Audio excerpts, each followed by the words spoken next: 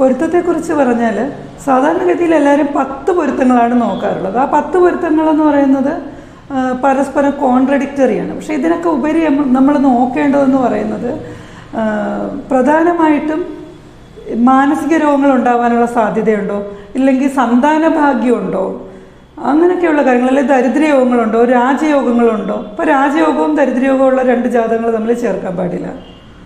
അങ്ങനെ ഒരുപാട് കാര്യങ്ങൾ ഇതിനകത്ത് നോക്കാറുണ്ട്. അതൊക്കെയാണ് നമ്മൾ നോക്കേണ്ടത്, അല്ലാതെ 10 പൊരുത്തം മാത്രമല്ല നോക്കേണ്ടത്.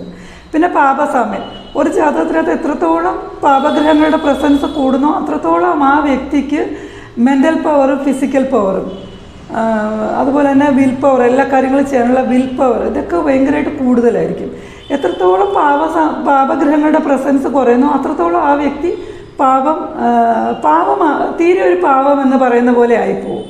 പാപഗ്രഹങ്ങളുടെ പ്രസൻസ് ഇല്ലാത്തൊരു ജാതകം എന്ന് പറയുമ്പോൾ പാപഗ്രഹങ്ങളുടെ പ്രസൻസ് ഏറ്റവും കൂടുതൽ നല്ലതാണ്. പിന്നെ ദീർഘായുർ യോഗമുണ്ടോ എന്നുള്ളത് പ്രധാനമാണ്. ഒരു പൊരുത്ത നിർണ്ണയത്തിൽ ഏറ്റവും പ്രധാനം ദീർഘായുസ്. പെൺകുട്ടിക്ക് എത്രത്തോളം ആയുസ്സുണ്ടോ അതനുസരിച്ച് പുരുഷനും ഏകദേശം അതിനടുത്തുള്ള ആയുസ് ഉണ്ടാവണം എന്നാണ്.